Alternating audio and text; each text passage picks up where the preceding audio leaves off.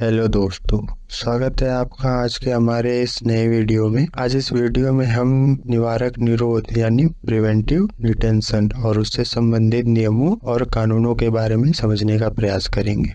Video शुरू करने से पहले अगर आपने हमारे चैनल को सब्सक्राइब नहीं किया है, जल्दी से सब्सक्राइब कर लें और बेल आइकन दबाना ना भूलें। तो चलिए वीडियो शुरू करते हैं। सबसे पहले हम ये समझेंगे कि निवारक निरोध होता क्या है और इसकी ज़रूरत क्यों है। हम ये तो जानते हैं कि अगर कोई व्यक्ति कोई अपराध करता है तो पुलिस उसे गिरफ्तार करती है और उसे सजा दी जाती है। पर अपराध तो हो गया और अपराध करने वाला अपराध करके चला गया।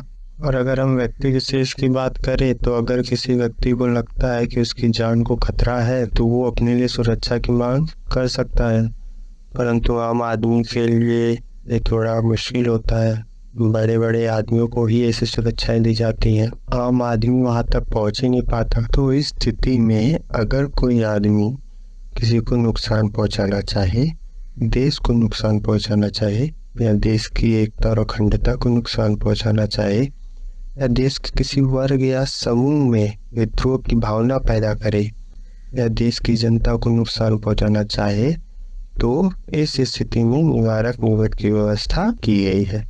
जिसका मतलब यह है कि अपराध करने से पूर्व ही संदेह के आधार पर, मतलब अगर पुलिस को लगता है कि यह व्यक्ति आगे चल के अपराध कर सकता है तो उसे केवल संदेह के आधार पर रोक सकती है, उसे गिरफ्तार कर सकती है। संविधान में इसका उल्लेख भाग 3 मूल अधिकार के अनुच्छेद 22(2) में देखने को मिलता है।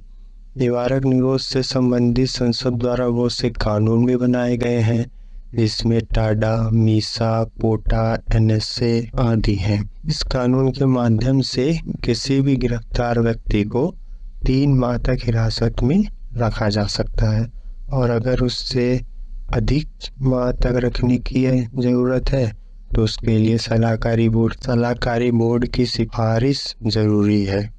और आगे चलकर इसे 44वें संविधान संशोधन 1978 द्वारा इसकी अवधि को 3 माह से घटाकर 2 माह कर दिया गया। सलाहकारी बोर्ड के सदस्यों में उच्च न्यायालय के वर्तमान या भूतपूर्व न्यायाधीश या न्यायाधीश बनने की अर्हता रखने वाले व्यक्ति को सलाहकारी बोर्ड का सदस्य बनाया जाता है। अब हम बात करते हैं निवारक निरोध से जुड़े संसद द्वारा पारित कानूनों या अधिनियमों के बारे में। सन 1950 में एक अधिनियम पारित किया गया जिसका नाम निवारक निरोध अधिनियम है। इस अधिनियम के तहत सलाहकारी बोर्ड को निरोध आदेश के तहत 10 सप्ताह के भीतर सरकार को रिपोर्ट भेजने का प्रावधान किया गया था, परंतु सर्वोच्च न्यायालय ने इसे असंवैधानिक घोषित कर दिया। फिर आगे चलकर कांग्रेस सरकार ने 1971 में एक अधिनियम पारित किया जिसे आंतरिक सुरक्षा अधिनियम के नाम से जाना जाता है और इस अधिनियम के माध्यम से निवारक निरोध की व्यवस्था को पुनः लागू कर दिया गया, परंतु आगे चलकर फिर से सरकार द्वारा इसे 1978 में निरस्त कर दिया गया। इस अधिनियम के तहत आंतरिक सुरक्षा से जुड़े मामलों पर निवारक निरोध की व्यवस्था को लागू करना था। फिर आगे चलकर 1974 में संसद ने एक अधिनियम पारित किया जिससे आंतरिक सुरक्षा व्यवस्था अधिनियम के पूरक के तौर पे माना जाता है और जहां इस अधिनियम का उद्देश्य आंतरिक सुरक्षा से जुड़े मामलों पर निवारक निरोध की व्यवस्था को लागू करना था, वहीं इस अधिनियम का उद्देश्य तस्करी तथा विदेशी मुद्रा से जुड़े अपराधों के संबंध में निवारक निरोध की व्यवस्था को लागू करना था, जिसे विदेशी मुद्रा संरक्षण और तस्करी निवारण अधिनियम यानी कोफे पोसा के नाम से जाना जाता है। इसका मुख्य उद्देश्य विदेशी मुद्रा तथा तस्करी से जुड़े अपराधों के संबंध में निवारक निरोध की व्यवस्था को लागू करना था। इसके बाद 1980 में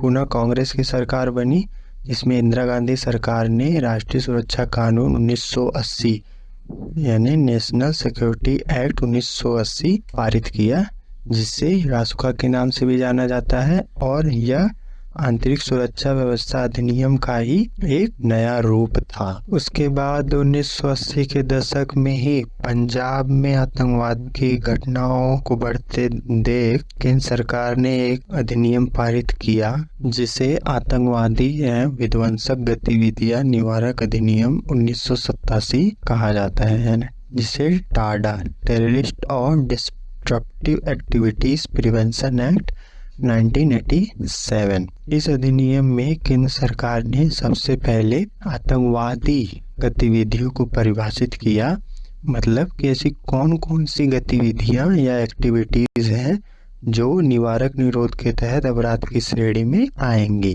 इसके बाद 1995 में नरसिम्हा राव की सरकार ने टाडा को समाप्त कर दिया। उसके बाद अपराध से लड़ने के लिए कोई कानून नहीं था। 1999 में एनडीए की सरकार बनी, जो अपराध के सख्त खिलाफ थी। आगे चलकर 2001 में अमेरिका में आतंकवादी हमला हुआ, जिसमें अमेरिका के वर्ल्ड ट्रेड सेंटर को ध्वस्त कर दिया गया। इस हमले को देखते हुए सरकार ने 2001 में आतंकवाद निवारक अध्यादेश जारी कर दिया, जिसे POTO के नाम से जाना जाता है। बाद में 2002 में इसे संसद द्वारा पारित कर दिया गया और इसे POTA यानी पोटा प्रिवेंशन ऑफ टेररिज्म एक्ट बना दिया गया। और फिर आगे चलकर सप्रसंग UPA सरकार ने 2004 में पोटा को समाप्त कर दिया।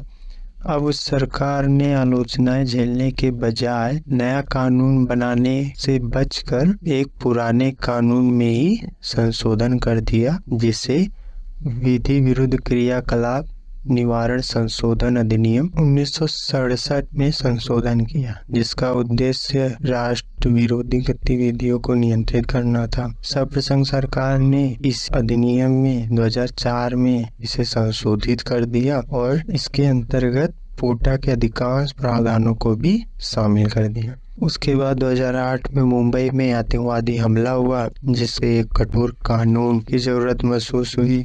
तो सरकार ने नए कानून बनाने के बजाय पुनः पुराने कानून विधि विरुद्ध क्रियाकलाप निवारण संशोधन अधिनियम 2008 को संशोधित कर नया कानून बना दिया, जिसके अंतर्गत कठोर प्रावधान जोड़े गए। इसके बाद 2012 में इसे पुनः संशोधित किया गया तथा इसके अंतर्गत आंतरिक सुरक्षा को खतरा में डालने वाली गतिविधियों को भी शामिल किया गया। उसके बाद 2019 में इसे वापस से संशोधित किया गया तथा इसके अंतर्गत कुछ और प्रावधान जोड़े गए, जिसमें किसी व्यक्ति को भी आतंकवादी घोषित किया जा सकता था तथा राष्ट्रीय जांच एजेंसियों के इंस्पेक्टर तथा इसके ऊपर रैंक के अधिकारी को जांच की शक्ति प्रदान की गई। इसके साथ ही एजेंसी महानिदेशक को ऐसी संपत्ति को जब्त करने का अधिकार दिया गया जो कि आतंकवाद से होने वाली आय से बनी